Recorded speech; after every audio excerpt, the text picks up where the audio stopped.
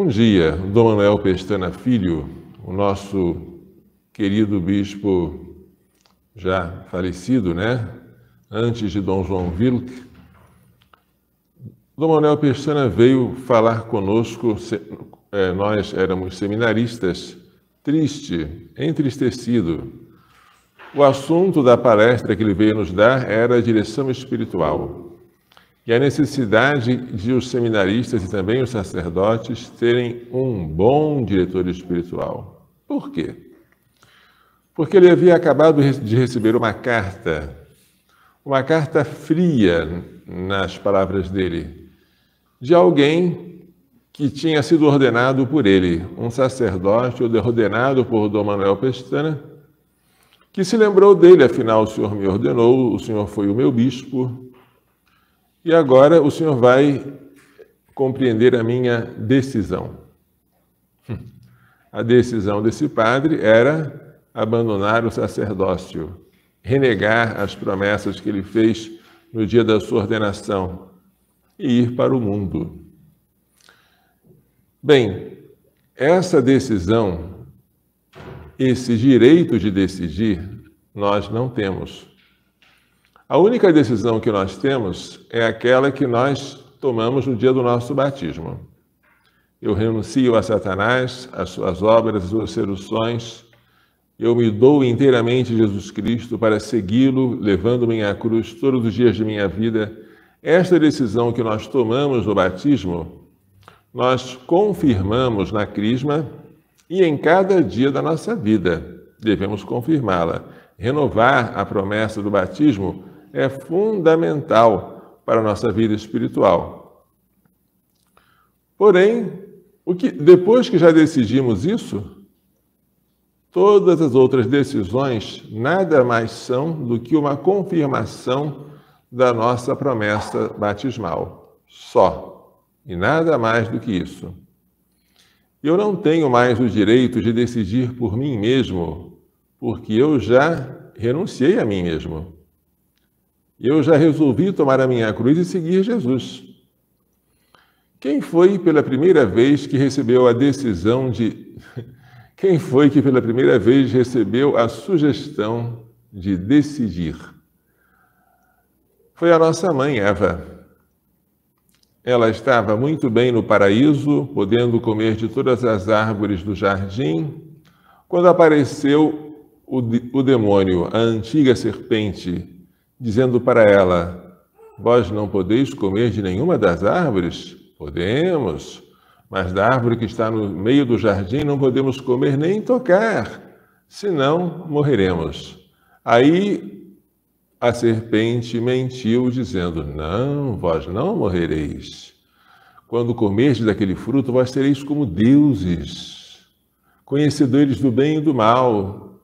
Como se ela dissesse: hoje é Deus quem decide o que é bem e o que é mal para vocês. Ele que dá as leis, vocês cumprem. Agora, se vocês ouvirem a minha palavra, terão o direito de decidir. Vocês não serão mais proibidos por uma lei vinda do alto. Vocês mesmos serão as suas próprias leis. Vocês dirão o que é certo, dirão o que é errado, sem se submeter ao seu Criador. Assim o demônio seduziu a nossa mãe, prometendo a ela uma liberdade falsa, a liberdade de decidir. Esse foi o triste início da queda da humanidade, que resultou na transmissão do pecado original para todos nós e depois foi remediada pelo Cristo. Como Cristo venceu o pecado original? Pela obediência. Ele se fez obediente até a morte, e morte de cruz. Enquanto nossos pais quiseram ser autônomos, quiseram ser como deuses para dizer o que é bem e o que é mal, quiseram decidir, Jesus não veio para outra coisa a não ser para fazer a vontade daquele que o enviou. Na sinagoga de Cafarnaum, quando Jesus faz o sermão do pão da vida, ele diz, João capítulo 6, versículo 37, Todo aquele que o Pai me der virá a mim, e quem vem a mim, eu não o rejeitarei. 38. Pois desci ao mundo não para fazer a minha vontade, mas a vontade daquele que me enviou. E a vontade daquele que me enviou é esta, que eu não perca nada do que ele me deu, mas os ressuscite no último dia. Sim, esta é a vontade do Pai. Quem vê o Filho e nele crê, tem a vida eterna, e eu o ressuscitarei no último dia. Veja como Jesus está totalmente voltado para a obediência, fazer a vontade do Pai. A obediência em Jesus é de tal modo vital que ela constitui o seu alimento.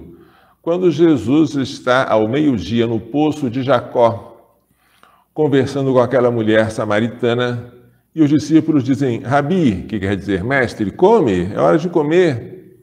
Vejamos o que Jesus responde, São João, capítulo 4, versículo 34. Meu alimento é fazer a vontade daquele que me enviou e consumar a sua obra. Jesus havia dito antes, tenho para comer um alimento que vós não conheceis. Os discípulos se perguntavam uns aos outros, por acaso alguém lhe teria dado algo para comer?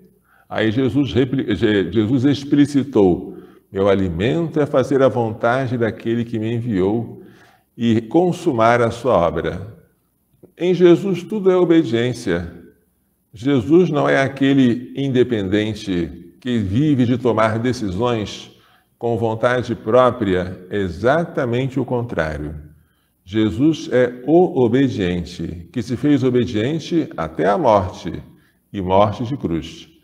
E essa obediência até a morte deu-nos a liberdade. Livre é aquele que faz a vontade de Deus. Aquele que segue os seus próprios caprichos, aquele que faz o que der na sua cabeça, não é livre, é um desorientado, é um perdido, ele não sabe para onde vai. Se você está na rua, não sabe onde está, não sabe para onde vai, e está perambulando sem direção, você não vai dizer, eu sou livre, eu estou perdido. Quem me dera alguém me dissesse o caminho, e se alguém me dissesse o caminho, eu seguiria para ser livre. Livre é aquele que, conhecendo a vontade de Deus, cumpre-a, porque Deus é quem nos dá a liberdade. Já que nós, no batismo, renunciamos ao falso livre-arbítrio oferecido pelo demônio e renunciamos a nós mesmos, uma coisa que nós nunca podemos fazer é tomar decisões pela nossa própria vontade. Nós sempre devemos submeter o nosso parecer, as nossas inclinações, à vontade de Deus. E como é que eu sei qual é a vontade de Deus? Agora vem um truque, um segredo, uma dica.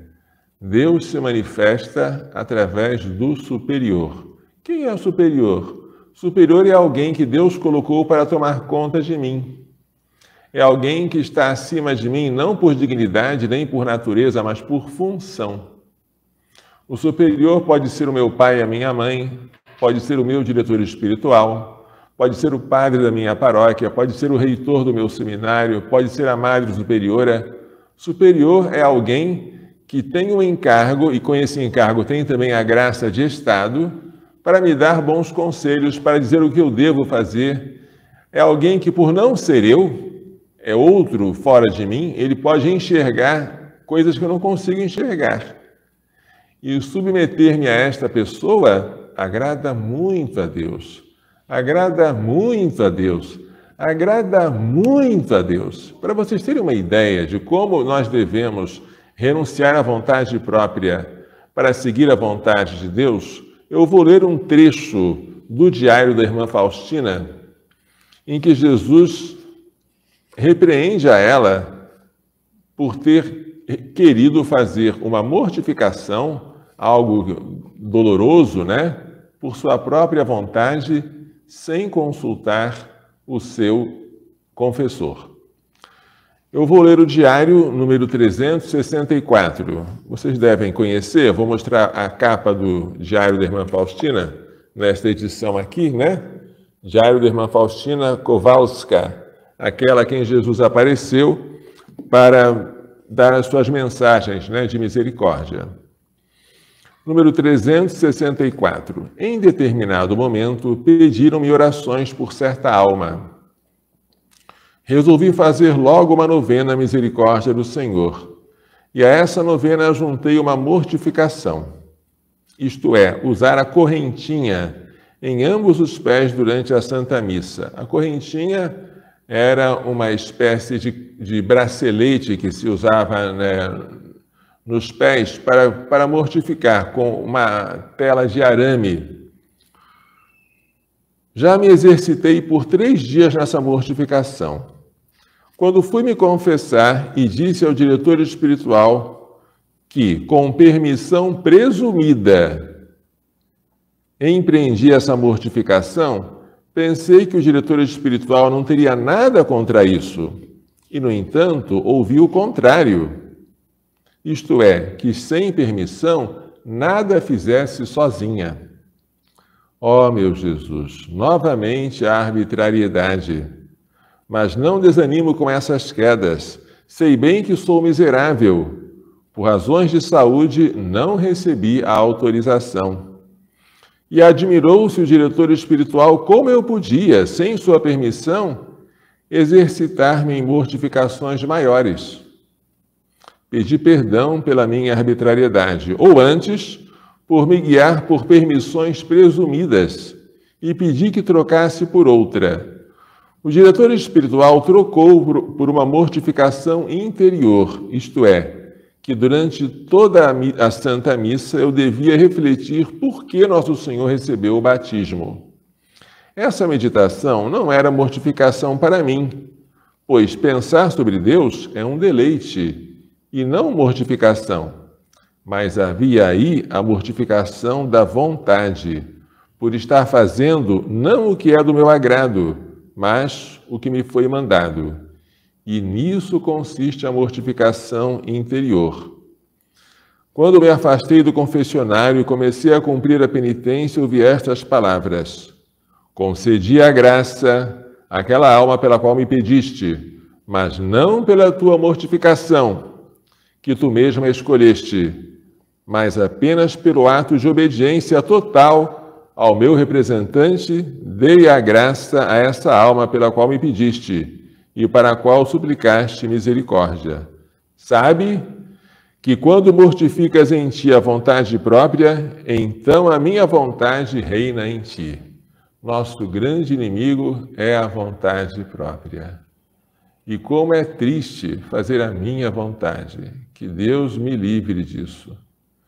O maior castigo que Deus pode dar para mim é deixar-me abandonado à minha vontade. E o maior presente que Ele pode me dar é fazer a vontade dEle em mim. Por isso, quando nós recitamos o Pai Nosso, dizemos sempre: seja feita a vossa vontade, assim na terra, como ela é feita pelos anjos no céu. Ó meu Jesus, tende paciência comigo. Tomarei mais cuidado para o futuro, não confiando em mim, mas na vossa graça e bondade, que é tão grande para mim, miserável. Agora, o retiro. Quando ela fez um retiro. 369 é o número do diário que eu vou ler agora.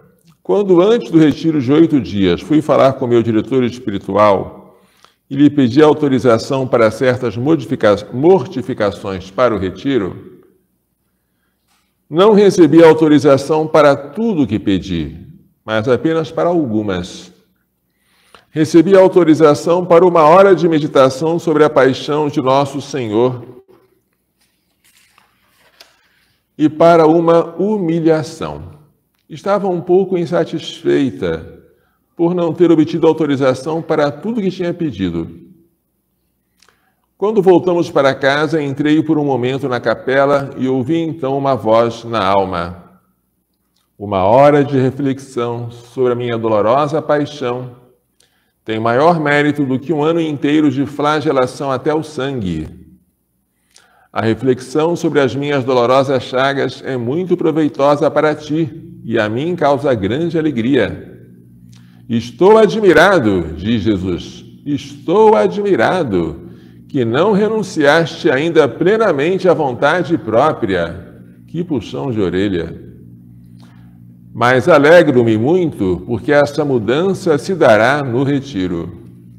Santa Faustina já estava num convento, já era religiosa, consagrada a Deus, já havia feito votos de pobreza, obediência e castidade. No entanto, sem o saber, estava ainda apegada à sua vontade própria. E Jesus quis que ela se livrasse disso.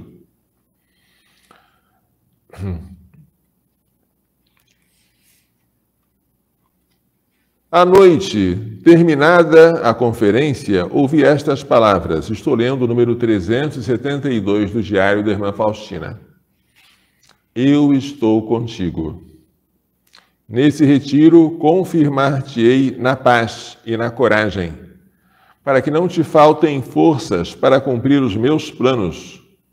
Por isso, nesse retiro, riscarás por completo a tua vontade própria. E, em compensação, cumprir-se-á em ti toda a minha vontade. Sabe que isso lhe custará muito. Por isso, escreve numa folha em branco estas palavras. A partir de hoje, não existe em mim vontade própria. E risca. E no outro lado, escreve estas palavras. A partir de hoje, cumprirei a vontade divina em toda parte, sempre, em tudo. Não te assustes com nada. O amor te dará forças e facilitará o cumprimento. E, de fato, a irmã Faustina fez isso. Veja como foi que ela fez. Vejamos se dá para vocês verem com facilidade aqui. Aqui está uma página inteira, né? A partir de hoje, não existe em mim vontade própria. Escreveu ela numa página. E ela riscou com um X, está vendo? E aqui embaixo, ela escreveu, né? No momento em que ajoelhei para riscar a vontade própria, como o Senhor mandou, ouvi na alma esta voz. A partir de hoje, não tenhas medo do juízo de Deus, porque não será julgada. Não será julgada porque riscaste a vontade própria. Aqui na outra página, ela escreveu: a partir de hoje cumprirei a vontade divina, em toda parte, sempre, em tudo. E Deus nos fala pelo superior. Se Deus nos falasse apenas por inspirações internas, seria bom para o nosso ego. Eu ouvi de Deus uma inspiração, foi Ele que me falou. Eu ficaria orgulhoso de dizer, Ele falou para mim, não para os outros. Eu sou um privilegiado. Eu recebo do alto a inspiração e eu compro. É verdade que Deus fala em nosso coração, sim.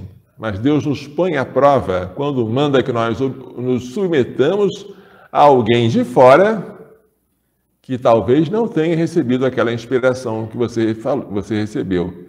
E aquela pessoa vai testar a sua obediência. Obedecer àquele superior é obedecer ao próprio Deus. Quinta-feira, número 560 do diário. Sentia-me tão impelida para iniciar a obra o quanto antes, de acordo com os desejos do Senhor, quando fui me confessar, sobrepus um ponto de vista meu ao ponto de vista do confessor.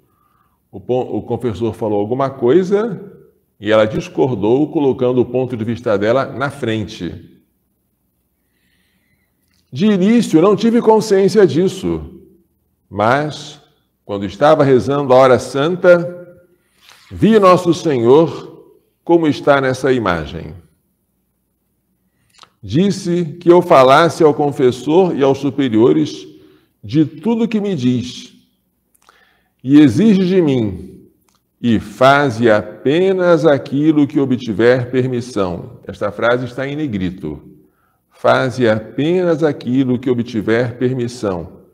Jesus deu-me a conhecer o quanto não lhe agrada a alma arbitrária. Reconheci nessa alma a mim mesma. Percebi em mim essa sombra de arbítrio. Joguei-me no pó diante de Sua Majestade e com o coração dilacerado pedi-lhe perdão. Mas Jesus não permitiu que eu permanecesse muito tempo nessa disposição. O seu olhar divino me encheu minha alma de uma alegria tão grande que não tenho palavras para expressá-lo. Então, Jesus, vendo que ela se humilhava, não deixou que ela se consumisse em tristeza. Mas é bonito ver como Jesus se alegra quando a gente não faz a vontade própria, mas faz a vontade de outrem. Sobretudo quando esse outro é um nosso superior. Como são loucos os desobedientes, como são insensatos os adolescentes rebeldes que querem fazer a sua própria vontade. Desobediência é sinal de imaturidade. A obediência é uma virtude que você adquire com os anos. Com os anos você percebe que o mais importante não é fazer a sua vontade, é fazer a vontade de Deus. E toda a razão da sua vida é essa. E que tudo que você fizer aqui que não seja da vontade de Deus é desperdício. É puro desperdício, porque Ele, somente Ele, sabe o que é bom para mim. Eu não sei. Eu imagino, eu penso, eu tenho os meus sonhos e fantasias, mas o que é bom é Ele que sabe. Aquilo que me convém ou não me convém é Ele que sabe, e Ele se manifesta através dos seus representantes aqui. Portanto, obedecer ao Papa, como eu me alegro de obedecer ao Papa. E se alguém me fala de defeitos do Papa, coisas assim, não importa, eu faço como Santa Catarina de Sena. Ainda que o Papa fosse um demônio encarnado, eu lhe obedeceria, eu o respeitaria e eu me humilharia diante dele. Eu devo amar o Papa pelo Cristo que ele representa. Ele é o Cristo na Terra. E não por outras qualidades que ele possa ter ou não ter. Da mesma forma, eu devo amar o meu bispo diocesano e todos aqueles que foram colocados para cuidar de mim. Como é bom poder obedecer. Se eu não tivesse a quem obedecer, eu pediria a Deus que me desse. Dá-me, Senhor, um superior. Essa deve ser a grande angústia de ser Papa. A quem o Papa vai obedecer? Quem está aqui na Terra acima dele? O Papa deve ficar de fato angustiado, perguntando a Deus, tentando aconselhar-se, mas ele vai aconselhar-se com súditos, não com alguém acima dele. Nós temos a alegria de ter sempre alguém acima de nós. Isso nos traz paz. A obediência traz paz. Jesus obedece os mandamentos do Pai. Assim ele permanece no amor do Pai. Ele manda que nós obedecemos aos seus mandamentos para permanecermos no seu amor. Estou lendo de memória João 15, 10 e agora vou para o 11. Eu vos tenho dito isto para que a minha alegria esteja em vós e a vossa alegria seja completa. Amor, obediência, alegria. Jesus é alegre porque obedece ao Pai e ama o Pai. Nós teremos alegria perfeita se obedecermos a Jesus por amor, permanecendo no amor.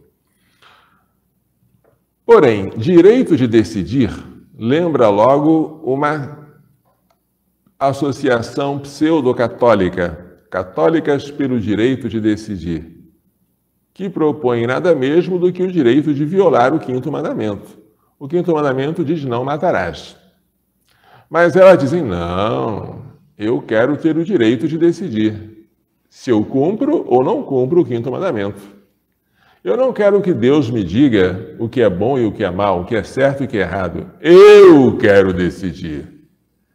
Deus diz que o aborto é mau, mas eu acho que é bom. De vez em quando, eu quero decidir. Eu quero ser como Deus, conhecedor do bem e do mal. Essa história é antiga, não tem nada de novo. É a mesma antiga serpente, que não tem nada de nova, fazendo uma tentação repetida tantas vezes para que os homens e as mulheres do nosso tempo sejam como deuses. Uma falsa liberdade, uma falsa autonomia. Quando você tiver alguma decisão a tomar, não decida. Como assim, padre? Vou explicar. Quando você tiver alguma decisão a tomar, a sua decisão seja uma só. Submeter-se a um superior e obedecer a ele. Não sabe o que fazer? Está com o coração dilacerado? Está com medo de fazer uma coisa? Está inclinado a fazer outra, mas não tem certeza? Não sabe o que fazer? Chama o seu diretor espiritual. Chama o seu superior mais próximo. E o que ele decidir, obedece. Mas, padre, o diretor espiritual é infalível? Não. Mas eu não falho quando obedeço a ele. Mesmo quando o diretor espiritual der uma ordem que não seria a melhor, eu nunca vou errar ao obedecer aquela ordem menos boa, a menos que aquela ordem seja pecaminosa. A própria devoção à misericórdia divina nos moldes da irmã Faustina, por um certo número de anos, ficou proibida. Proibida, porque a igreja, prudentemente, queria verificar como era essa devoção. E foi o Papa São João Paulo II, quando ainda era cardeal de Cracóvia, que lutou para remover essa proibição. Depois que ele foi ordenado Papa, ele não só promoveu essa devoção, como até canonizou a irmã Faustina e instituiu a festa da Divina Misericórdia, que Jesus tanto havia pedido a ela que celebrasse. Porém, e naquele tempo em que essa devoção ficava na penumbra, o que os católicos deveriam fazer? Obedecer. Essa obediência põe a gente à prova e nos dá méritos. Assim como Abraão obedeceu em direção ao Monte Moriá, a obediência de Jesus carregando a cruz, mesmo depois de ter dito, Pai, se for possível, afaste de mim este cálice. Não se faça, porém, a minha vontade, mas a tua. Essa obediência esmaga o demônio, porque o demônio é orgulhoso porque ele quis fazer a sua vontade. Ele conheceu a Deus, que é bom, mas ele diz, não, eu quero que o bem seja eu mesmo, não Deus. Então ele é mentiroso, pai da mentira. E como ele não pode ter a vida que está em Deus, ele quer nos matar para que nós também tenhamos a morte. Ele é homicida desde o princípio. Mentir é o meio e matar é o fim. Assim faz o demônio, assim ele nos tenta, ele é o tentador. Está sempre tentando mentir para que nós morramos. Assim ele fez com nossos pais, assim ele tenta fazer conosco. Vou contar uma história pessoal, um exemplo a não ser seguido. Quando eu terminei o ensino médio, eu já sabia perfeitamente que a minha vocação era sacerdotal e não tinha nada mais a fazer a não ser entrar para o seminário. Eu poderia até dizer não a Deus, mas não poderia dizer que eu não sabia que a minha vocação era essa. Claríssimo para mim. A questão é que naquela época, a época do auge da teologia da libertação, eu não sabia para onde ir. E agora? Sem saber para onde ir, eu me matriculei na faculdade. Terminei o ensino médio. Vamos estudar faculdade. Qual faculdade? Eu gostava muito de matemática, mas acabei fazendo engenharia. Aí eu ia entrar num seminário que eu conheci, fui visitar nas férias de julho, mas terminou o ano, aquele seminário fechou. E agora? Onde é que eu entro? Aí eu me matriculei no segundo ano de engenharia. E neste segundo ano eu comecei a fazer encontros vocacionais com a arquidiocese onde eu estava, a arquidiocese do Rio de Janeiro. E terminando esses encontros, eu tinha que tomar uma decisão. Esse é o problema, tomar uma decisão. A decisão seria ou eu deixar a faculdade inacabada e entrar direto no seminário, ou então terminar a faculdade primeiro para só depois entrar no seminário. E o que foi que eu aqui fiz? Eu fiz o que vocês não devem fazer. Eu tomei uma decisão por mim mesmo, pelas minhas inclinações e pela minha vontade, o que é horrível. Não vou nem dizer que a minha decisão foi boa, mas digo que eu fiz mal ao decidir. Eu deveria simplesmente ter procurado alguém superior a mim, procurado os padres que estavam me acompanhando, procurado o diretor da faculdade do seminário e perguntar: o que o senhor acha? É melhor eu entrar no seminário agora ou é melhor terminar minha faculdade? Deveria me aconselhar com pessoas que Deus colocou para cuidar de mim espiritualmente e pedir a eles o que eu devo fazer. E se eles dissessem... Perdão. E se eles dissessem, termina a faculdade, ou dissessem, entra para o seminário, eu obedeceria sem nenhum problema de consciência. Mas eu não fiz. O que foi que eu fiz? Decidi. Que coisa horrível, hein? Tomei decisão. Que mau exemplo que eu dei para vocês. Não me sigam.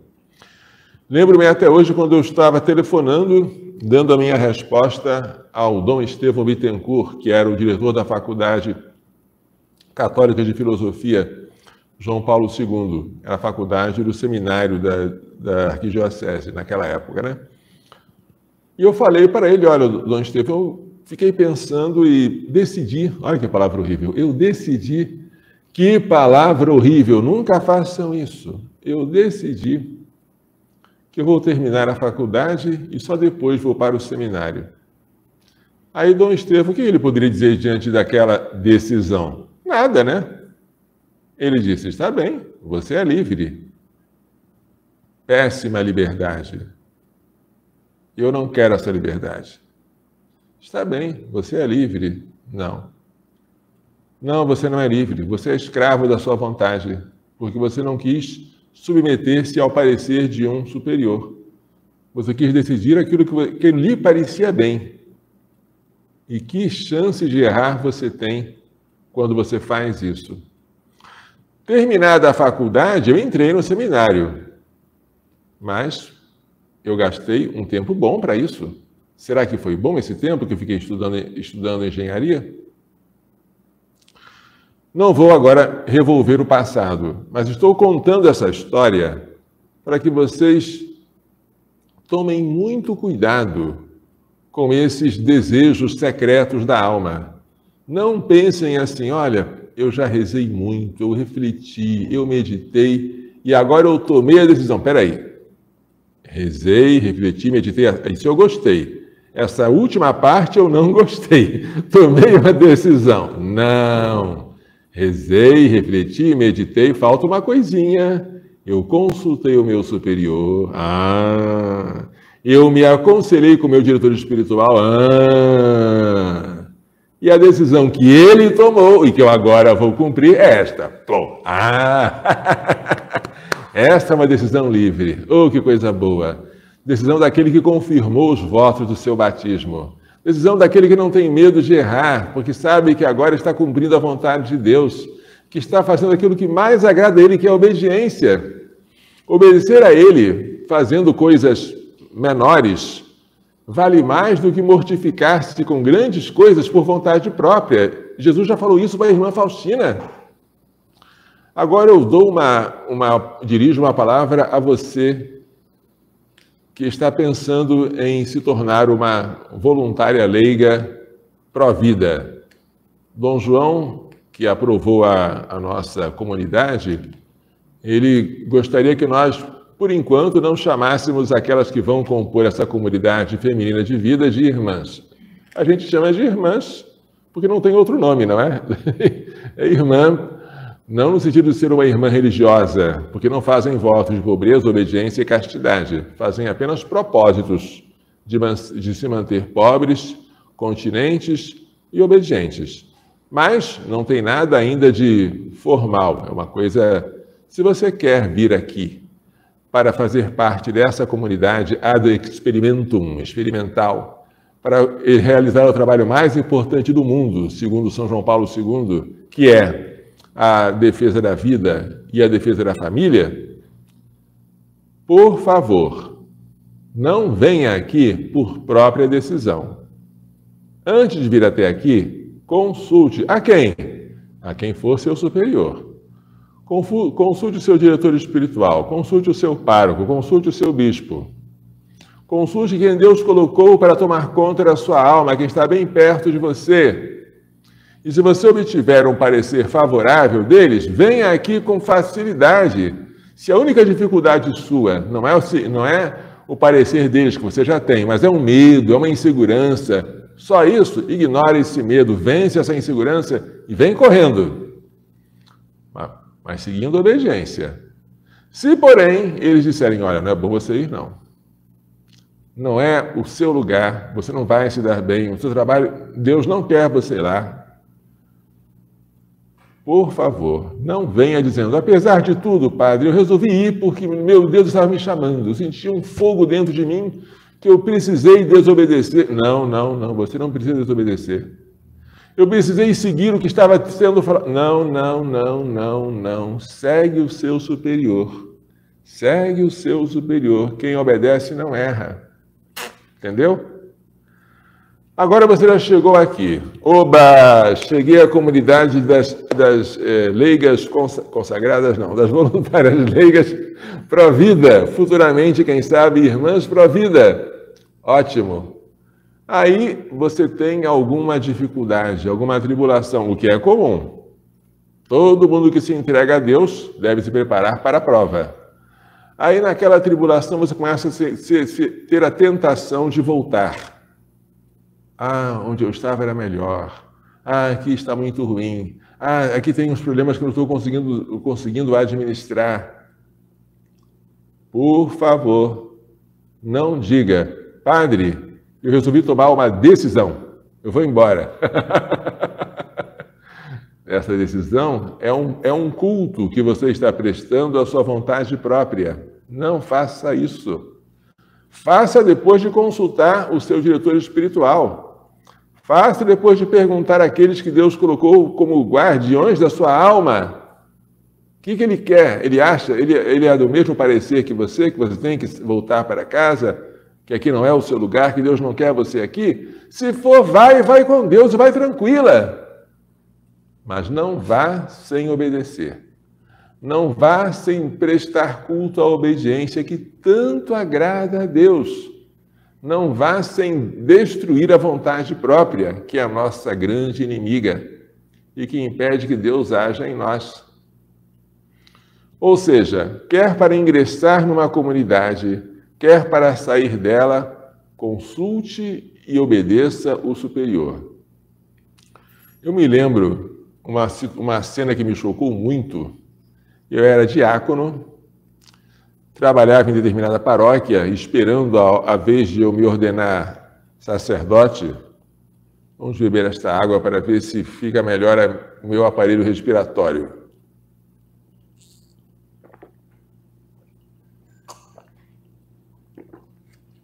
Que delícia esta água. Quando recebi uma visita, eram 3 homens, 3 senhores, né? Eu era um jovem, esperando, ansioso, a minha ordenação sacerdotal. Eles entraram na casa paroquial, de onde eu estava trabalhando como diácono, e perguntaram onde estava o padre. O padre não está aqui. Eu sou diácono, estou ajudando a ele. Mas eu fiquei estranho, porque quem são esses 3 homens? O que eles estão fazendo aqui? Aí eles começaram a falar de alguns assuntos, né, sobre as seitas, Depois eles se deram a conhecer. Nós somos ex-padres. Ai, nós somos ex-padres.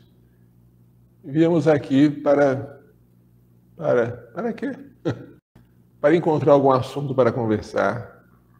Porque eles perceberam, eles não têm mais sentido na vida. Eles traíram a sua vocação. Eu estava para ser ordenado, ansioso por aquele dia. E havia 3 que haviam deixado a ordem. Meu Jesus! E eu pensei, será que eu não vou fazer isso também? Se não me faltar a graça de Deus, sim. Se eu deixar de vigiar e orar, sim. Mas que Deus me livre. Que Deus me livre de um dia dizer ao meu bispo, eu tomei uma decisão de deixar o sacerdócio segundo a ordem de Melquisedeque. Que coisa horrível. Podemos fazer porque somos fracos. Fracos somos todos, mas ninguém tu deves considerar mais fraco do que tu. Mas devemos ter um cuidado muito grande. Todo aquele que toma uma decisão como essas, toma contra o parecer do diretor espiritual, evidente, do bispo. Todo mundo está contra. Mas ele decidiu. Tomei a decisão. Que coisa horrorosa. Você, marido, você, esposa, já fizeram o compromisso matrimonial solenemente diante do altar? Trocaram as alianças, prometeram fidelidade para sempre, na alegria e na tristeza, na saúde e na doença. De repente aparece alguém dizendo, padre, eu decidi que vou me separar. Que negócio é esse que eu decidi? Você não tem decisão, não. Sua decisão foi ficar com ela para sempre. E acabou. Ah, mas agora eu... Não, esse eu decidi não é de Deus, é do diabo.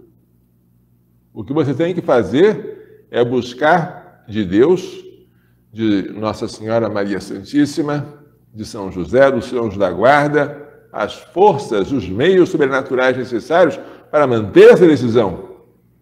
Decidir de outro modo é ser do maligno. O nosso sim deve ser sim. O nosso não deve ser não. O que vai além disso procede do maligno.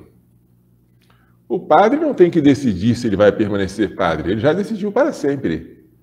A cada ano, o padre renova as promessas sacerdotais na Quinta-feira Santa, na missa do Crisma, junto do bispo. Mas o padre não tem o direito de dizer, agora eu não vou mais ser padre. Ele é padre para sempre. O marido não tem direito de dizer, agora eu não sou mais marido, agora eu sou solteiro, porque isso é mentira. Isso é falsidade. Se você chama isso de liberdade, é liberdade falsa, porque a escravidão é a sua própria vontade, é quebra de compromisso. O cristão que já renunciou a si mesmo no batismo, ele não tem muitas coisas a decidir, não.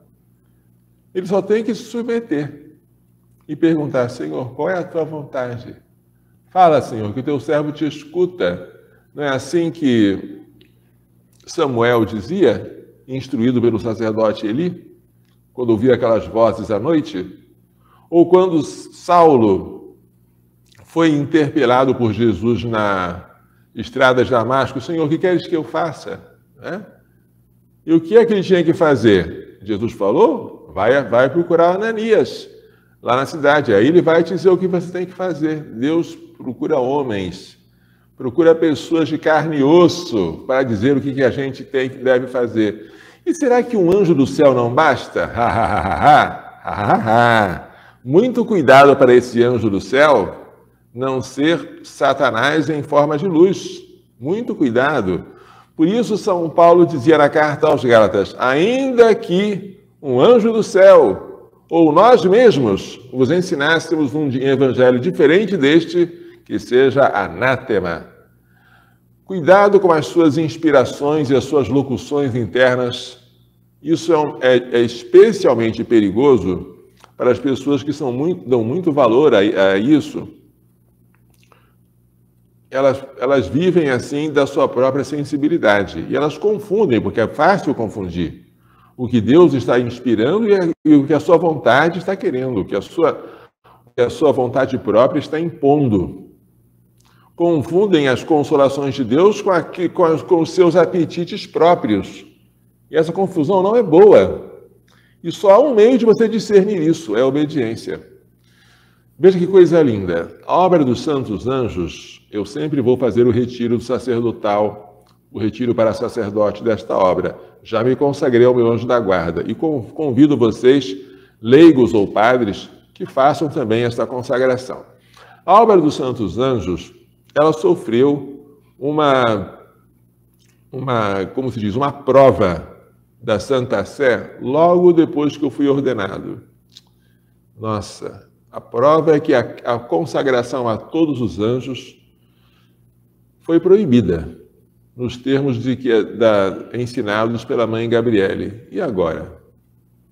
O que sobraria daquela obra sem a consagração a todos os anjos, né? Foram proibidos também a leitura, a difusão dos escritos dela, porque precisavam ser examinados, tal. Foi uma coisa assim bem, digamos, forte.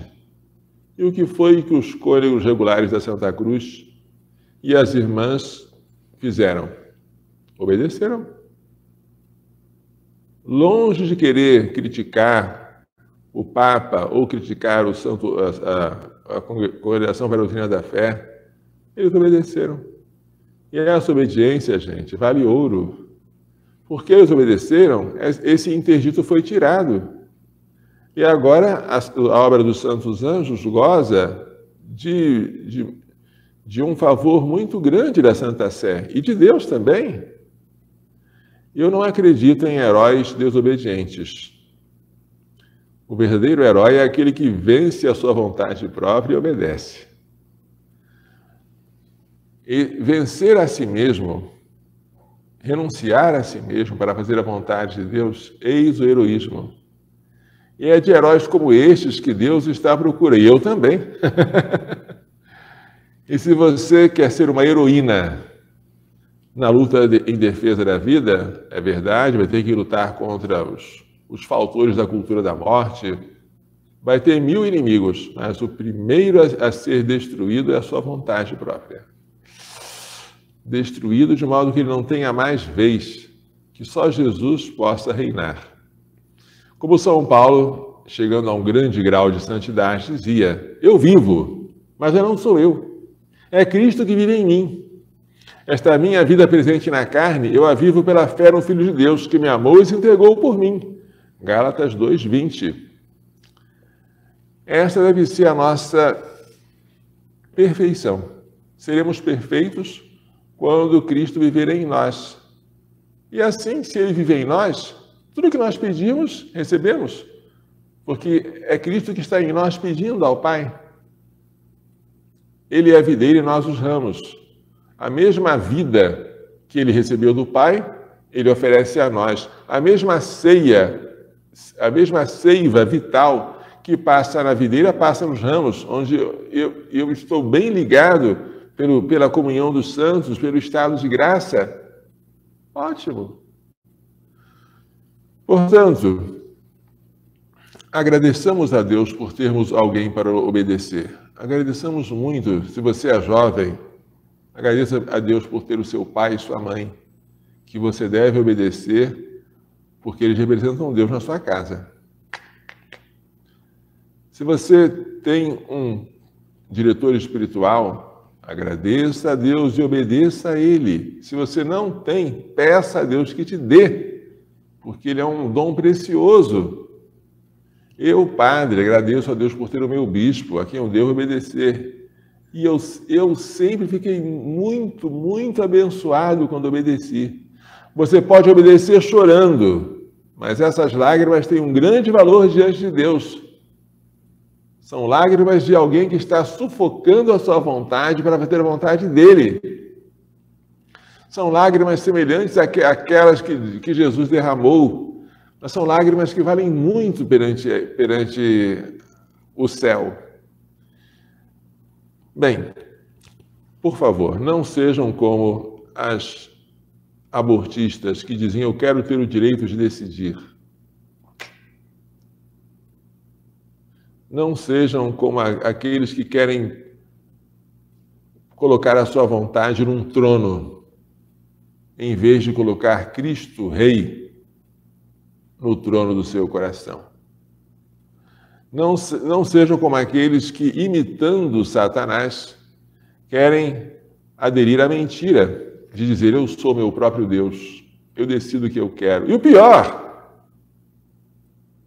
colocando o nome de Deus na sua vontade própria. Eu descobri qual é a vontade de Deus. Você não descobriu, não. Você fabricou um Deus, um ídolo no seu coração para adorar. Esse ídolo é a sua vontade e ninguém pode ir contra ela. Você é um idólatra porque não se livrou da vontade própria.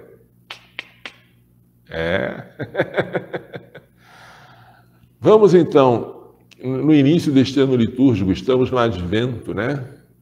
Em preparação para o Natal do Senhor, oferecer ao menino Jesus o maior presente que podemos fazer, a renúncia a nós mesmos e o cumprimento à vontade do Pai. Foi para isso que ele veio a este mundo. E nós estamos neste mundo para isso também. Hoje vamos falar sobre o direito de obedecer. Sim, obedecer é um direito a ser conquistado. E eu faço questão de ter esse direito. Mas antes dele, vamos falar sobre algo muito triste, que é este panfleto aqui. Não sei se vocês conseguem vê-lo na sua integridade. Ele foi distribuído naquelas famosas marchas pelo direito ao aborto, incitando as mulheres a reivindicarem o direito de decidir. Aborto, as mulheres decidem, a sociedade respeita, o Estado garante. Tudo tranquilo. É o direito de a mulher decidir, entre aspas.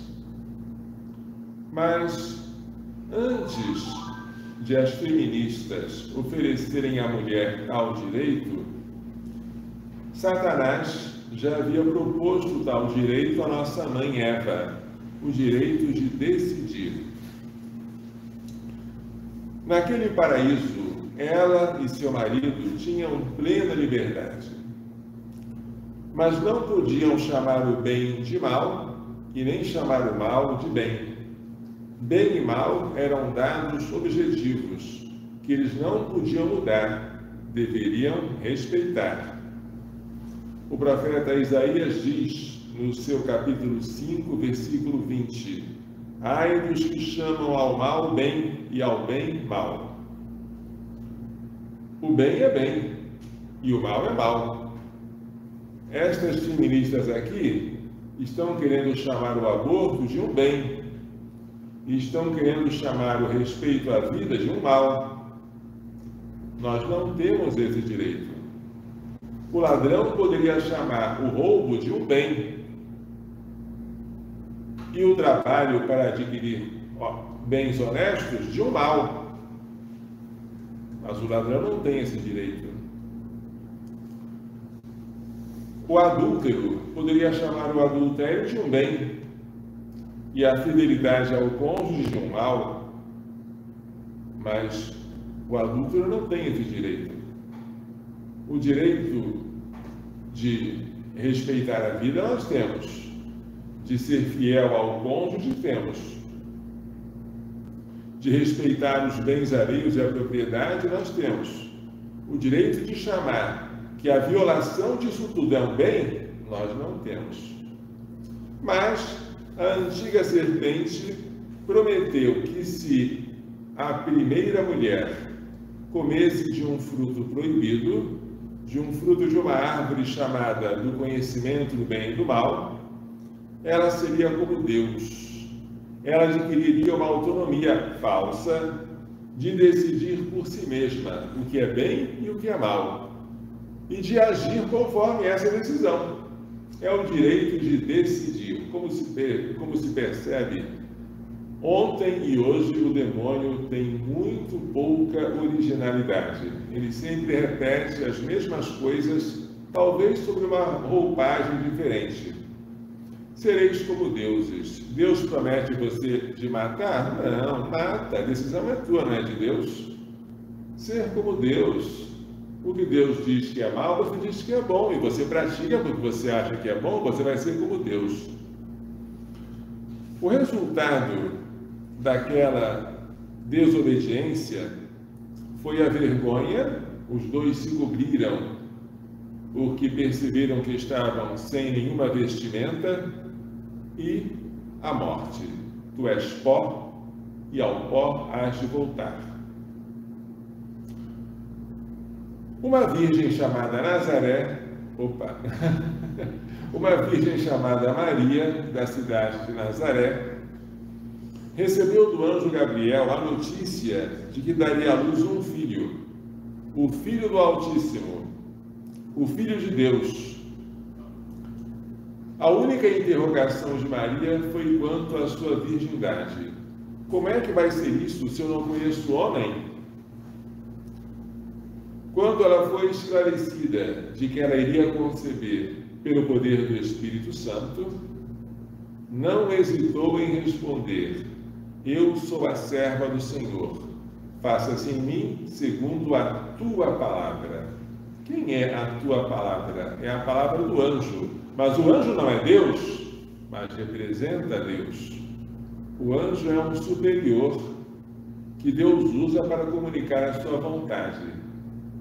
E diante de um superior, que não é Deus, mas representa Deus, Maria Santíssima se inclina, obedece, curva-se, faça-se em mim segundo a tua vontade, segundo a tua palavra.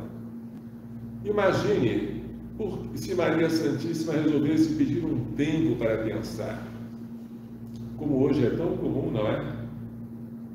Eu quero um tempo para decidir. Ela não pediu esse tempo, embora aquela decisão fosse mudar todos os planos dela. Ela nunca pensou que fosse a mãe do Messias. Ela poderia, se fosse uma pessoa como nós, de pensamentos rasteiros, perguntar 1000 coisas. Como é que eu vou falar isso a São José? Como eu vou dar explicação para os meus vizinhos? Como será o meu parto? O que vai acontecer com esse menino? Quais serão as minhas obrigações em relação a ele? Pessoas que não têm fé, ou que têm pouca fé, encheriam a cabeça de 1000 inquietações, fariam 1000 outras perguntas antes de dar o sim definitivo. Ela não. Ela só se preocupou com a sua pureza. Esclarecido que ela permaneceria virgem, ela não perguntou mais nada, embora tantas coisas fossem ainda interrogações para ela, mas não interessa. Interessa fazer a vontade de Deus manifestada pelo anjo.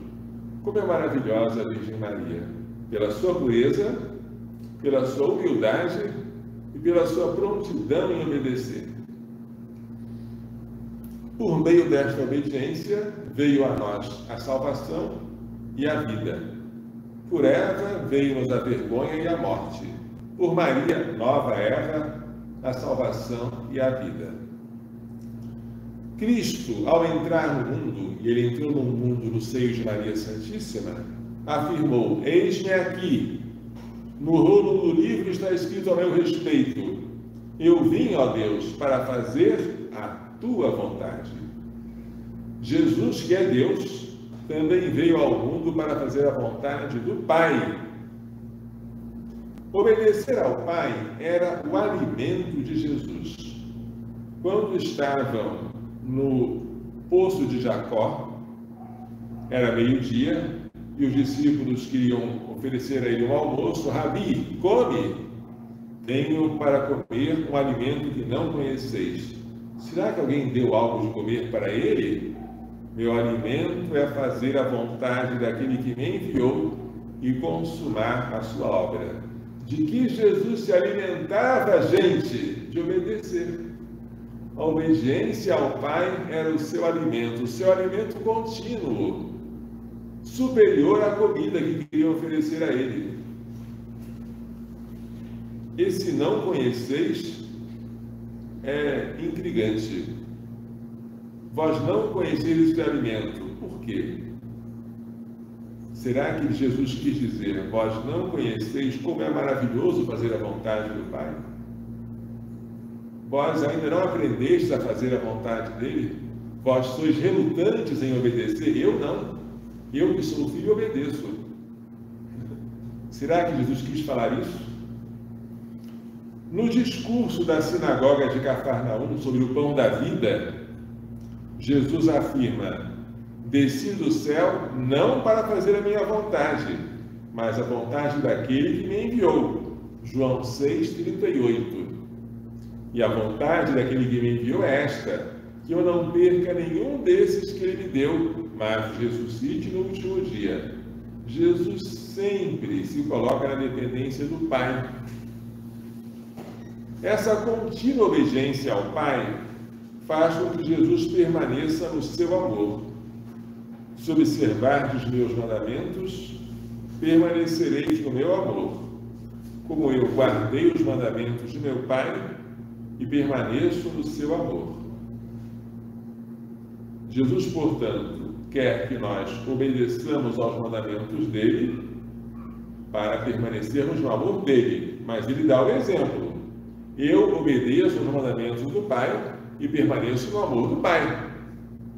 E qual é o fruto desta obediência e deste amor? O fruto é a alegria, isso mesmo. Eu vos disse isto para que a minha alegria esteja em vós e a vossa alegria seja plena. João 15:11. Esta alegria os desobedientes não conhecem. A alegria e a paz que a obediência traz, só os obedientes conhecem. E quem desobedece não sabe o que está perdendo. No dia do batismo, tomamos a nossa decisão fundamental por nós mesmos ou por outros, seja pela nossa própria boca, seja pela boca dos pais e padrinhos. Naquele dia, tomamos uma decisão fundamental e definitiva: renunciar a Satanás, renunciar a todas as suas obras, a todas as suas seduções e seguir Jesus carregando a cruz todos os dias de nossa vida. Esta é a decisão fundamental do batismo. Tudo mais que nós decidirmos terá esta decisão como fundamento. E basta. Não precisamos inventar mais. Maria Santíssima é feliz por ter gerado e amamentado Jesus. Uma mulher exclamou na multidão: feliz o ventre que te trouxe e os seios que te amamentaram. De fato, ela é feliz por ter gerado Jesus, por ter trazido Jesus no seu ventre e por ter amamentado Jesus ao seu seio. Isto é uma felicidade para Maria. Porém, Jesus aproveita a ocasião para dar uma lição: mais felizes são aqueles que ouvem a palavra do Pai e a põem em prática. Maria é mais feliz por ter ouvido e observado a palavra de Deus. Esta é a maior felicidade de Maria, a obediência, gente. A obediência. A obediência a Deus, disse e repito, é fonte de contínua alegria que os desobedientes desconhecem. Jesus, uno com o Pai, fez-se obediente até a morte, e morte de cruz. Assim diz São Paulo na carta aos Filipenses, capítulo 2. Ele, obediente até a morte, é livre e veio libertar-nos. Se o Filho vos libertar, sereis realmente livres. João 8,36. Ele tem a liberdade de filho. A palavra liber, em latim, significa tanto livre quanto filho, porque os escravos não tinham liberdade. Os filhos, porque eram livres, eram chamados com esse nome. Portanto, Jesus, que por ser filho do Pai era livre, veio fazer de nós, escravos, filhos.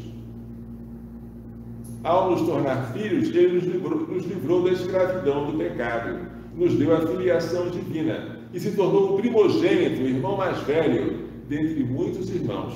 Que coisa linda, não é?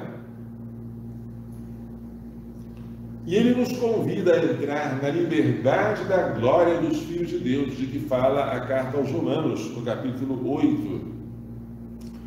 A perfeita fidelidade às promessas do batismo e, por conseguinte, a perfeita liberdade é, porém, algo a ser conquistado. A gente renunciou uma vez a Satanás, às suas obras, às suas seduções. A gente prometeu seguir Jesus Cristo carregando a cruz todos os dias da nossa vida. Porém, nós temos que reafirmar esse voto, confirmar, consolidar essa promessa a cada dia. Vamos ler um trecho do diário da irmã Faustina. Esse trecho aqui, do livro que Santa Faustina Kowalska escreveu para contar, para narrar a sua própria vida, tá? O diário da irmã Faustina tem um trecho interessante sobre o valor da obediência e sobre como desagrada a Deus o apego à vontade própria. Em determinado momento, diz Santa Faustina, pediram-me orações por certa alma, não sabemos qual era a alma. Resolvi logo fazer uma novena à misericórdia do Senhor. E a essa novena juntei uma mortificação, isto é, usar a correntinha em ambos os pés durante a Santa Missa. Já me exercitei por 3 dias nessa mortificação. Quando fui me confessar e disse ao diretor espiritual que com permissão presumida empreendi essa mortificação, pensei que o diretor espiritual nada teria contra isso, e no entanto ouvi o contrário, que sem permissão nada fizesse sozinha. Ó meu Jesus, novamente a arbitrariedade, mas não desanimo com minhas quedas, sei bem que sou miserável. Por razões de saúde, não recebi autorização e admirou-se o diretor espiritual como podia eu, sem sua permissão, exercitar-me em mortificações maiores. Pedi perdão pela minha arbitrariedade, ou antes, por me guiar por permissões presumidas, e pedi que trocasse por outra. O diretor espiritual trocou por uma mortificação interior, isto é, que durante toda a Santa Missa eu deveria refletir por que Nosso Senhor recebeu o batismo. Essa meditação não era uma mortificação para mim, pois pensar em Deus é um deleite e não uma mortificação. Mas havia aí a mortificação da vontade, por estar fazendo não o que é do meu agrado, mas o que me foi mandado. E nisso consiste a mortificação interior.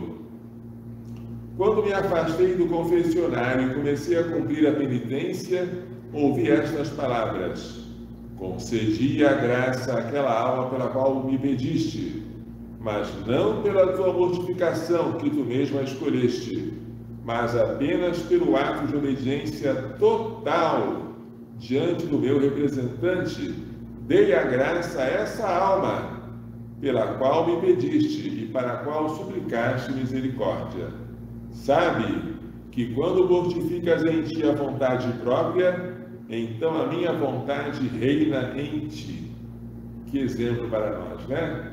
Até fazer penitência sem o consentimento do diretor espiritual não tem tanto valor como obedecer ao diretor para fazer uma coisa prazerosa. Como vale a obediência, gente? Quanto vale a obediência? O valor da morte de Jesus não se mede tanto pela quantidade de açoites e pelas gotas de sangue ou pela intensidade da dor, mas pela obediência com que ele cumpriu a vontade do Pai. Quando eu tive Covid, e graças a Deus me recuperei muito bem, graças a Deus, fui muito bem tratado, deram-me para ler um livro. E eu li o livro todo. Foi esse aqui. Espero que alcance no campo visual. A Virgem Maria no Reino da Divina Vontade. Esse livro é de autoria de Luisa Picaretta. Alguém costuma ler como picarreta, porque é com 2 R's, mas em italiano, 2 R's se lê com o som de r, o som gutural. Os italianos não conhecem esse R que nós conhecemos, né? Até mesmo a palavra guerra, eles falam guerra, né? Então aqui é Luisa Picaretta. Esta serva de Deus é uma senhora que recebeu revelações de Maria Santíssima, né, sobre a divina vontade, e ela fala do início até o fim, de maneira repetida, como se fosse um refrão, um estribilho, que nós temos que deixar em tudo a vontade divina reinar em nós, e não fazer em nós a vontade própria, mas que haja em nós o reino, o reinado da divina vontade. Luisa Picaretta, a Virgem Maria no reino da divina vontade. Na verdade, o que esse livro diz é óbvio, mas o óbvio às vezes assusta. Assusta porque nós nem sempre o cumprimos. Mas como é perigoso, como é temerário, para não dizer como é louco, eu querer guiar pela minha própria vontade. Que absurdo! Eu não me pertenço mais. No batismo eu renunciei a mim. A minha vontade é a de Deus. O que Ele manda eu obedeço. Eu não tenho que ficar decidindo se vou decidir. Eu já decidi não tomar decisões por mim. Minha vontade pertence a Ele. E basta. O que eu tenho que temer muito é, de alguma maneira, querer fazer com que a minha vontade entre em cena, entre no jogo, porque ela não tem que entrar. Durante um retiro de 8 dias, estou voltando a falar agora de Santa Faustina Kowalska e do diário, né? Após uma conferência, Santa Faustina ouviu estas palavras de Jesus: eu estou contigo. Neste retiro, confirmar-te-ei na paz e na coragem, para que não te faltem forças para cumprir os meus planos. Por isso, nesse retiro, riscarás por completo a tua vontade própria. E, em compensação, cumprir-se-á em ti toda a minha vontade. Sabe que isso te custará muito. Por isso, escreve numa folha em branco estas palavras: a partir de hoje, não existe em mim vontade própria. E risca. No outro lado, escreve estas palavras: a partir de hoje, cumprirei a vontade divina em toda a parte, sempre e em tudo. Não te assustes com nada. O amor te dará forças e facilitará o cumprimento. Santa Faustina fez exatamente isso. Em uma página ela escreveu: a partir de hoje não existe em mim vontade própria, riscou esta frase, e na outra página ela escreveu: a partir de hoje cumprirei a vontade divina em toda parte, sempre e em tudo. Quando ela fez isso, quando ela riscou a vontade própria, ela ouviu na alma esta voz: a partir de hoje não tenhas medo do juízo de Deus, porque não serás julgada. Ora, às vezes, a palavra decisão é usada para designar pecado. Direito de decidir é o direito de pecar pelo crime do aborto. Mas, às vezes, a decisão é utilizada como um grito de independência. Eu vou decidir a minha profissão, o meu caminho, o que eu quero, onde eu vou morar, meu estilo de vida. Eu. Quem fala muito eu, é a criancinha pequena.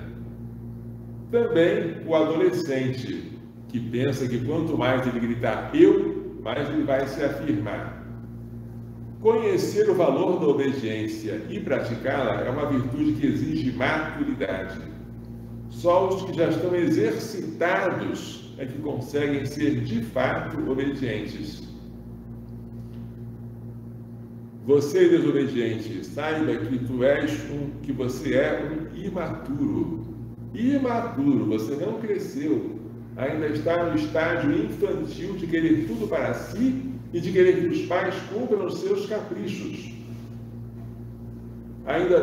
Você ainda não chegou à maturidade da obediência. Quem não está comigo, está contra mim. E quem não recolhe comigo, desperdiça. Lucas 11, 23. Jesus não deixou meio termo. Ou é com ele ou contra ele. A mulher grávida que tomou a decisão de praticar um aborto, o homem casado que tomou a decisão de divorciar-se para tentar uma nova aventura, o padre que tomou a decisão de abandonar o sacerdócio para viver como leigo, todos estes nada mais são do que desertores do compromisso assumido com Cristo. Para não dizer, eu sou um traidor, eu sou um apóstata, eu sou alguém que não conserva a palavra, para não confessar a vileza do que eles estão fazendo, eles usam certas palavras, como aquela de Satanás no jardim do Éden. Eu agora vou ser livre, eu agora vou decidir, eu agora vou tomar a minha decisão, e os outros que me respeitem.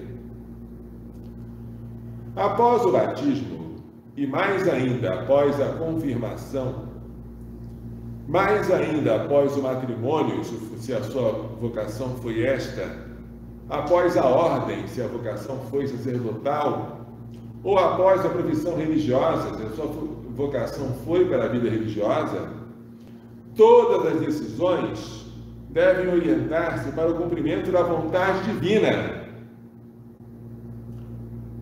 Nosso parecer deve, sempre que possível, submeter-se ao junto superior. De preferência, um diretor espiritual, um guia de nossa alma, para termos garantia de estarmos fazendo a vontade de Deus. O batizado não tem mais o direito de escravizar-se à própria vontade. O batizado tem o grande direito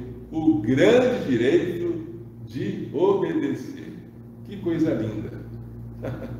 Que privilégio! Que fonte de alegria e de paz! E para não pensar que eu estou falando loucuras, eu vou contar um caso que está escrito neste livrinho aqui.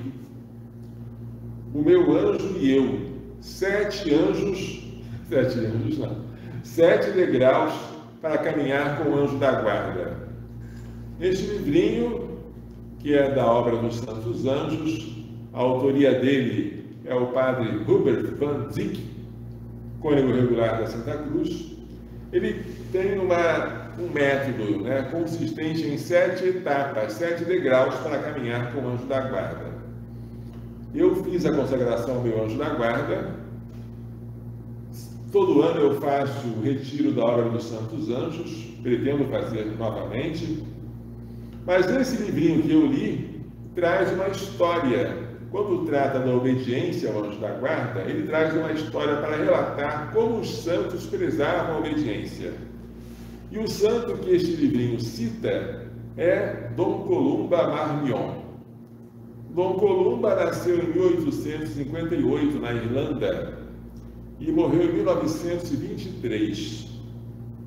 Ele era um monge beneditino e foi beatificado no ano 2000 pelo Papa São João Paulo II. Vejamos o testemunho que este monge dá de si mesmo. Antes de ser monge, não podia fazer aos olhos do mundo coisa melhor do que aquilo que como sacerdote diocesano, já fiz. Era professor, tinha o que se chama uma boa posição, sucesso e muitos amigos que me apreciavam. Tinha mesmo tudo para me fazer santo. Mas faltava-me uma grande graça, a de poder sempre obedecer, sempre. Então refleti e rezei, e Deus me fez ver a beleza e a grandeza da obediência. A beleza e a grandeza da obediência. A obediência é a única garantia para ter a certeza de cumprir sempre a vontade de Deus. Palavras de Dom Marmion, Dom Columba Marmion. Por isso, deixei minha pátria, a Irlanda, distanciei-me da minha liberdade e de todo o resto para me fazer monge. Ele entrou no mosteiro beneditino e lá ele teve a grande graça de obedecer. Uma das ocasiões mais aflitivas da minha vida foi quando eu estava sozinho governando uma paróquia. Que coisa apavorante. Padre novo, recém-ordenado, colocado numa paróquia. Como é difícil e como é arriscado, porque a gente não sabe o que fazer e a gente não tem um superior para obedecer. Tem o bispo, mas o bispo está um pouco longe. O sacerdote diocesano não tem um superior que fique sempre ao lado dele, guiando em todos os passos. Não foi uma experiência boa para mim, embora Deus se sirva até das nossas fraquezas para boas coisas. Eu notei como é difícil ficar sem um superior ao nosso lado. Na minha opinião, quem sou eu para dar sugestões aos bispos? Mas, na minha opinião, um bispo deveria, sempre que ordenasse um padre, deixar que ele ficasse ao cuidado de outro padre mais velho, como vigário paroquial, deixando o outro como pároco superior dele, para ele obedecer. Assim ele se exercitaria na humildade e aprenderia muitas coisas com o outro que é mais experiente. Depois daquela experiência naquela paróquia, eu sempre pedi ao meu bispo: Senhor bispo, dá-me um superior. Não me deixe sozinho, para o meu bem e para o bem do povo. Que eu tenha sempre alguém na paróquia a quem eu possa obedecer, ou seja, que eu seja um vigário paroquial, nunca um pároco. E assim o bispo fez comigo. Depois daquela primeira experiência, todas as vezes da minha vida fui sempre submisso, obediente a um pároco, mas nunca guiando por mim mesmo, o que é uma bênção, o que é uma graça, gente. Ter um superior a quem obedecer, ter um diretor espiritual com quem se aconselhar, viver sempre sob a tutela de alguém que representa a Deus. Eis um tesouro escondido, encontrado por poucos, fonte de grande paz e alegria. Vocês podem perceber como são loucos aqueles adolescentes ou jovens que falam alto com os pais, que gritam: eu já sou grande, eu sou o dono do meu nariz, eu já sei aquilo que eu quero, ninguém precisa me vigiar. Que absurdo, que absurdo. Eu pagaria para ter o superior que você, jovem, está desprezando, porque os pais são nossos primeiros superiores, representam Deus na terra, em nossa casa. E você que pode obedecer, está jogando fora esse tesouro. Que loucura!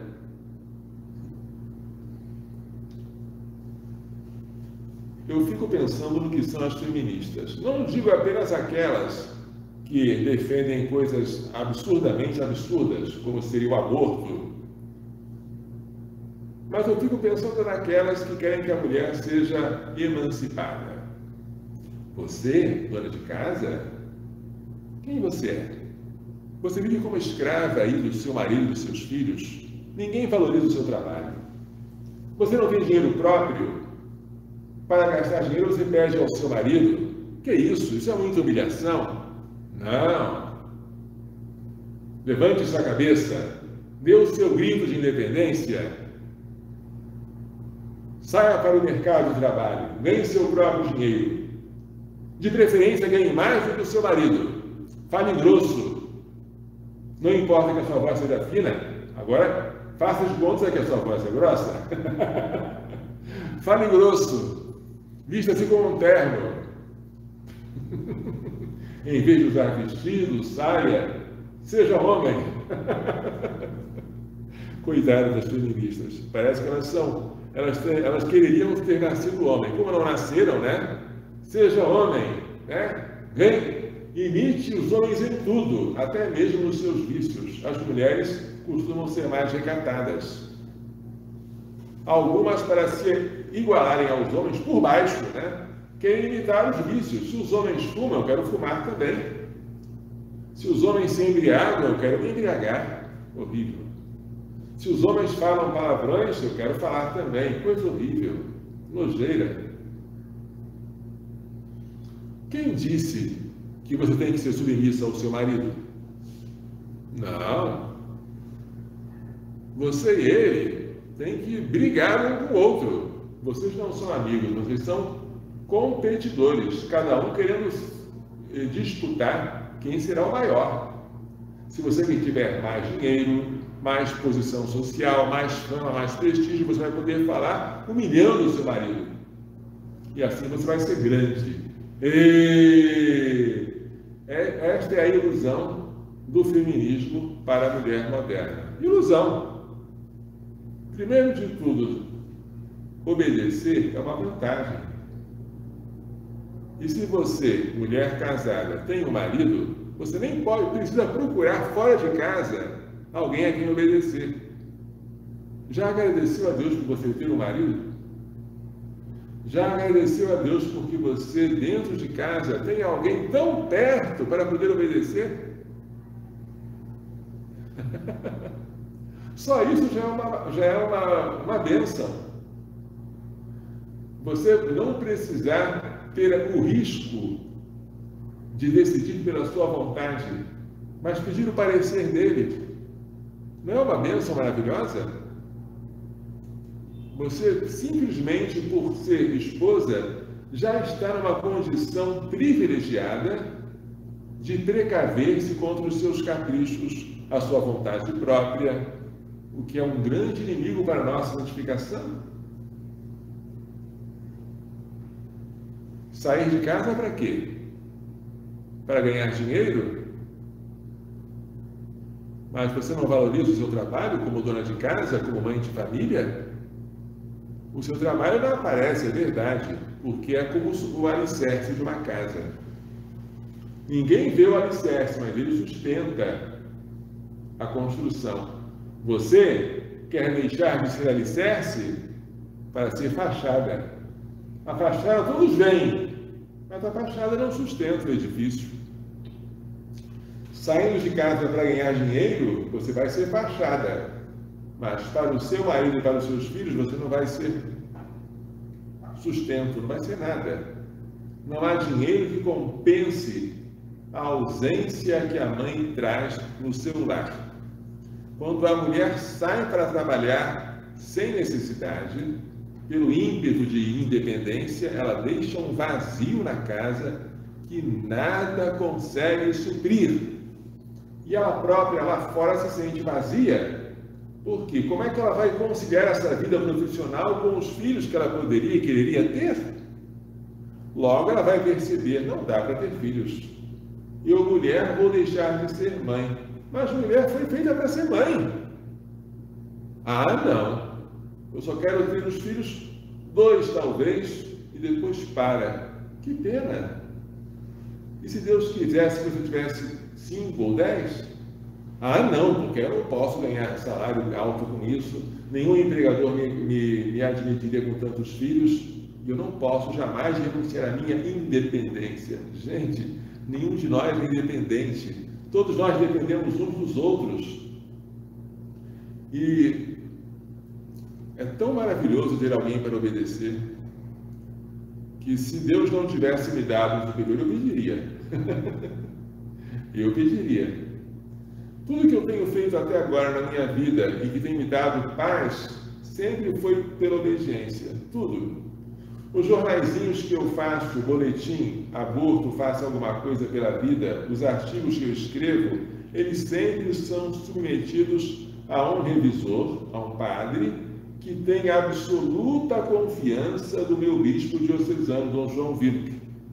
E eu nada publico sem antes ter o aval dele. Isso me dá paz, porque eu sei que eu não estou fazendo a minha vontade. Alguém reviu o que eu escrevi para corrigir, para acrescentar, para tirar alguma coisa. Isso me dá alegria. Quando esta construção da nossa sede do Provida de Anápolis começou, eu fui conversar com o meu bispo. E tudo que nós fizemos, do alicerce até a cumieira, até a inauguração, tudo foi na estrita obediência. Quando eu fui para Roma estudar bioética, o que eu fiz? Fui consultar o meu bispo. O que o senhor acha? Eu não quero agir sozinho. A minha vontade é a pior conselheira. Mas o meu bispo achou uma boa ideia. Dom Manuel, que ainda era vivo e era bispo emérito, também achou uma boa ideia. Então eu pensei, deve ser essa a vontade de Deus. Vamos para Roma. Mas antes, quando houve uma oportunidade para eu estudar em Roma bioética, mas era ainda muito mais jovem, o meu próprio bispo, Dom Manuel Pestana, disse: não é bom você ir agora, não. Não é o momento.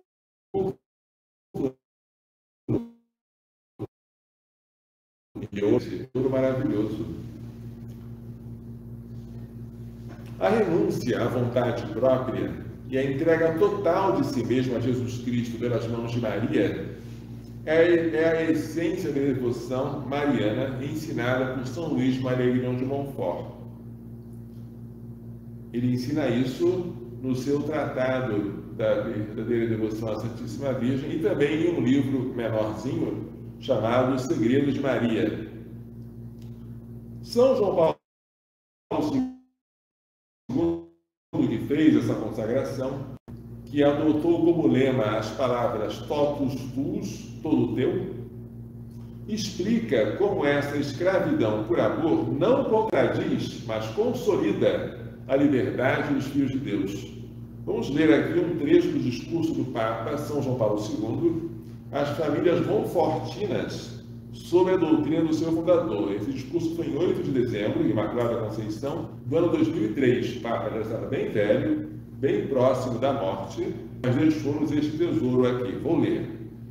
A escravidão de amor, diz o Papa, deve ser interpretada à luz do admirável intercâmbio entre Deus e a humanidade, no mistério do Verbo encarnado.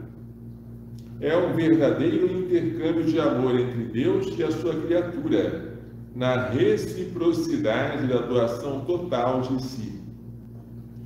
O espírito desta devoção é tornar a alma interiormente dependente e escrava da Santíssima Virgem e de Jesus por meio dela. Aqui o Papa está citando o Segredo de Maria, número 44. Paradoxalmente, este vínculo de caridade, vínculo é alguma coisa que prende, é um laço, é uma cadeia. Esta escravidão de amor torna o homem plenamente livre, com a verdadeira liberdade dos filhos de Deus. Palavra do Papa São João Paulo II.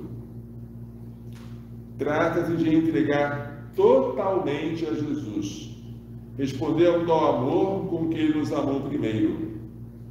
Qualquer pessoa que viver neste amor pode dizer com São Paulo: já não sou eu que vivo, é Cristo que vive em mim. Coisa linda, não é? Por isso que nós, que nos consagramos a Jesus pelas mãos de Maria, na qualidade de escravo, com a permissão do bispo e só com ela, usamos uma pequena correntinha. Nosso bispo diocesano permite que usemos uma corrente discreta, em sinal de humildade. E se o bispo não permitisse? Eu não usaria. Ah, mas é triste não usar. É mais triste desobedecer. Deus se alegra mais com a nossa obediência do que com a nossa vaidade de querer usar uma coisa que o bispo não aprova. Mas não tem nada demais usar a correntinha. Não julgue o seu bispo. Não julgue. Essa correntinha não é obrigatória. O próprio São Luís diz isso no seu tratado, que o mais importante seria a devoção interior. Por enquanto, não use. Quando o seu bispo mudar de decisão, de opinião, você usa, mas não crie guerra por causa disso. Eles vão obedecer. Quantos méritos a nossa obediência tem diante de Deus, não é verdade? Pois é, gente. Depois de falar tanto sobre o valor da obediência, eu deixo esta mensagem para vocês. Obedeçam sempre. Se algum dia alguém perguntar qual é a sua decisão, você dirá: eu vou consultar o meu superior. Eu vou falar com o meu diretor espiritual. Não diga apenas, eu vou rezar. Eu vou consultar o Senhor lá espiritualmente, porque você pode ter ilusões nesse eu vou rezar. Enquanto você pensa que está rezando, você está alimentando a sua imaginação e está dando asas à louca da casa, que é a imaginação. Quem sabe você está fazendo com que a imaginação sirva à sua vontade própria e comece a imaginar o que você quer e não aquilo que Deus quer. Essa oração individual, ela é boa, mas não é suficiente. Entre em contato com alguém de fora, alguém de carne e osso como você, um superior de você, alguém que Deus colocou para tomar conta de você. Deve existir essa pessoa. Até eu tenho. Eu que sou padre, tenho o meu bispo, Dom João, e tenho também o bispo auxiliar, Dom Dilma, a quem eu devo obediência. Deve haver alguém na sua vida que Deus colocou para ser o seu guardião. Vai lá. Mas ouça as palavras dele com humildade. Não ouça pensando em criticar, em dizendo, vai dar errado o que ele falou, o que ele mandou que eu faça. Não, obedece com o desejo que dê certo. Porque o seu superior não é seu inimigo. E até quando ele manda o que parece irrazoável, desde que ele não mande você cometer um pecado, evidente, né? Você só tem a lucrar obedecendo. Não só você, mas toda a família humana, toda a igreja lucra quando alguém obedece. A obediência, ela é uma bofetada no maligno. Satanás não consegue suportar alguém obediente. A obediência tem valor de exorcismo. Quando um não quer, dois não brigam. Se há dois brigando, é porque os dois são orgulhosos, que coisa horrorosa. Dois que não renunciaram à vontade própria, dois! Se houvesse um só que tivesse renunciado, como é vergonhoso para nós que haja contendas entre cristãos, né? Não deveria haver.